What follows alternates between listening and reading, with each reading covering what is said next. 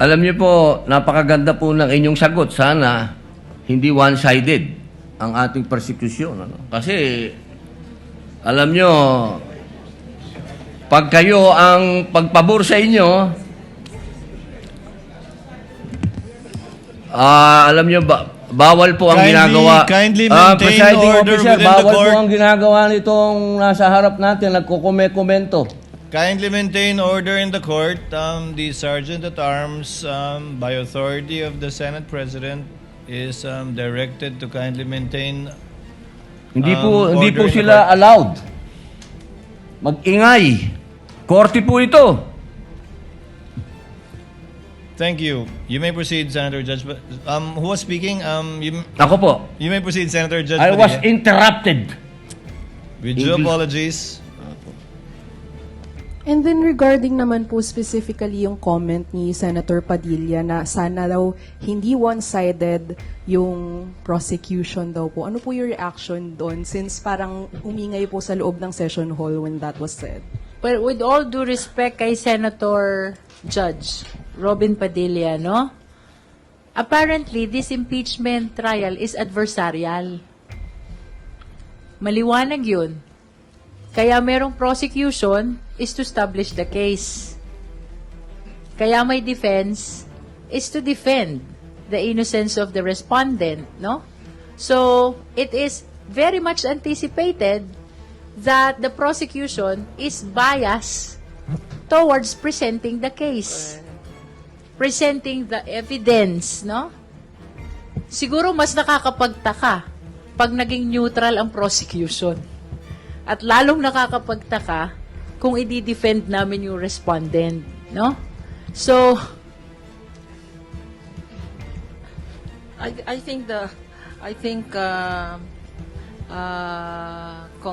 Kong Jinky is very diplomatic in her answer. Kasi ako, maginoo pero medyo bastos tayo. No? But I've always said that sometimes the Senate impeachment hearings are in black and white. And we're very appreciative that Senator Robin always brings color and surprise and excitement. It's as if, especially if he's the last one to manifest, nagigising po kaming lahat. Kanina talaga nagigising kaming lahat. At pinagalitan pa kami sa front row. So may I use this opportunity to apologize to Senator Judge Robin. There was no intent to disrespect him. Kaya lang, syempre, pag lawyer ka at nasa litigation ka, i-emote ka mag-i-emote ka, no? Alam naman nila yung, hindi naman emote na drama, pero it is an instinctive reaction. There was really no intent to disrespect him when he said, lalong-lalo na yung mga nasa front row, nagtinginan kaming ganyan, yung pala kami yun, nasa front row. So, Senator Robin, sabi mo, kaibigan tayo, forgive na lang. Hindi na kami uulit dyan. Pero, the prosecution really is for the prosecution. And the defense is for the defense. Hindi ba? Ganon. As we say, it is the nature of the beast. Senator Judge must be the one who is neutral. Okay. Yung siguro sinasabing dapat neutral, that applies to Senator Judges. Ang quote dyan, talbog rin sa inyo. Talbog sa inyo.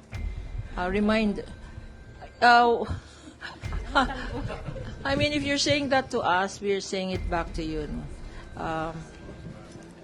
It goes back to you. The issue of bias also. Talbog is bounce. We're bouncing back the question, back to you. That's, tama ba, is talbog? Correct, is talbog, no? So, Ibalik lang natin doon sa tamang konteksto, no? Of course, with due courtesy to Senator Robin, nirirespeto naman natin yung kanyang pananaw na parang one-sided, no, ang prosecution. Pero ibalik natin, ang Kongreso ang siyang tumanggap ng impeachment complaint sang-ayon sa konstitusyon.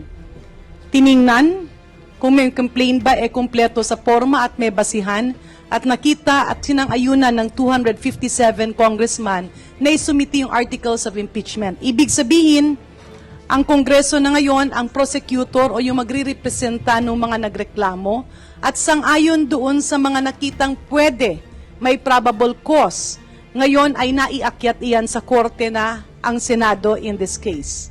Dito naman sa korte, talagang bubuksan mo na ang lahat ng pruweba na ipapakita ng prosecution para i-confirm or sang-ayunan or tuldukan yung mga reklamo at patotohanan yung mga reklamo. Yung defense naman ay yung akusado kung saan, in its word itself, defense, dedepensa. Yan po ang sitwasyon. Ang neutral ay ang senator judges kasi kailangan nilang pakinggan, i-analyze, pag-aralan, pagdebatihan ang lahat na related sa kaso para magdesisyon. Hindi pwedeng maging biased ang senator judges, pero ang defense talagang ididepensahan nila ang akusado. Ang prosecutor naman ay siya ang magtutulak para i-prove na meron silang tamang kaso. Yan po ang sitwasyon. Siguro, baka nasobrahan ng galing no, ng ating mga prosecutors, kakibat ang ating private volunteer prosecutors. Kasi syempre, nakita siguro ng ating isang senator judge, hindi lang siguro isa, baka nakita ng karamihan na talagang solid ang ebidensya, hindi pwedeng malihis, hindi pwedeng mahinto, kailangan ipagpatuloy at kailangang tuldukan. Kaya nirerespeto namin si Senator Robin Padilla, pero ibalik natin, ano ba ang nararapat, ano ang dapat at saan ito patungo? Follow-up question lang po, attorney, ano po ba yung instinctive reaction that Senator Robin reacted to? Ano po yung nangyayari sa front row? Hindi ko na maalala kasi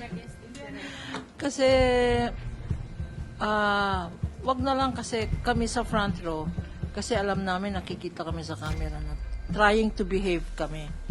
Trying to behave. Kaya lang minsan mahirap mag-behave kasi you react as a lawyer, no? You react kasi yung years of experience namin.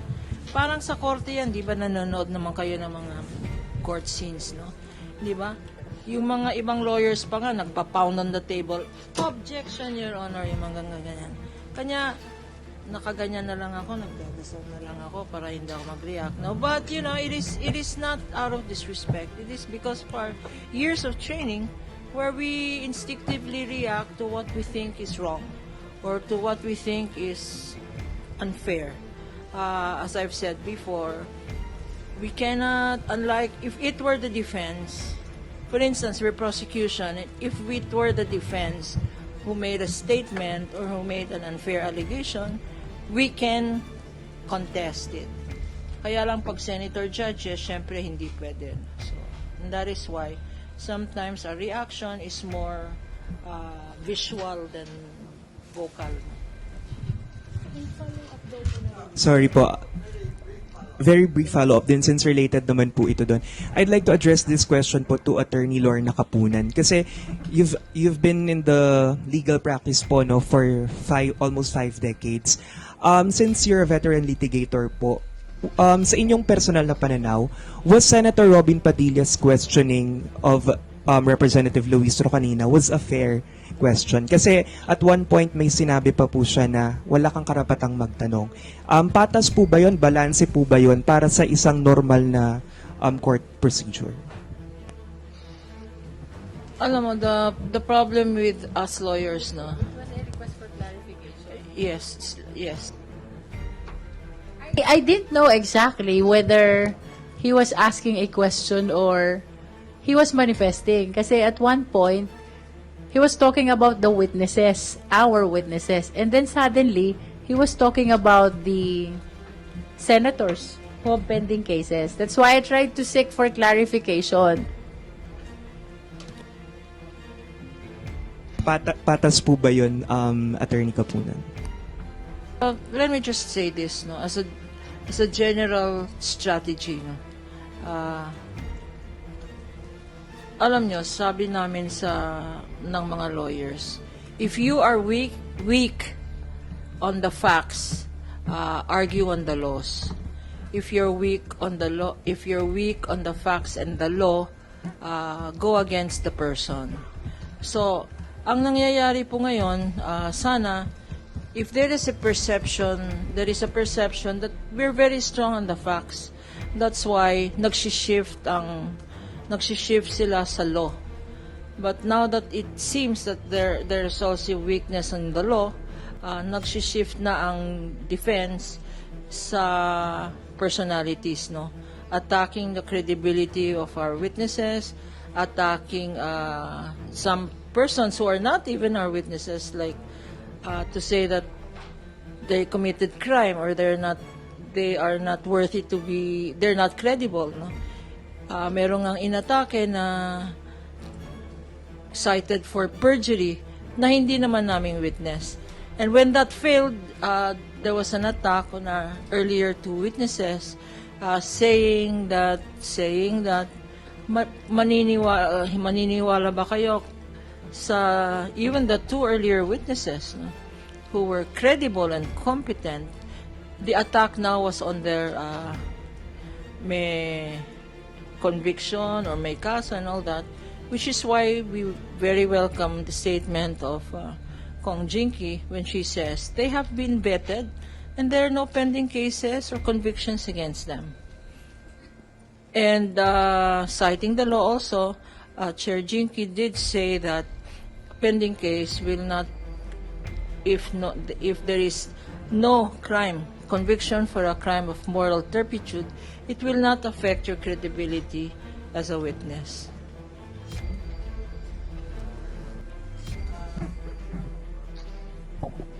Good evening po, ma'ams.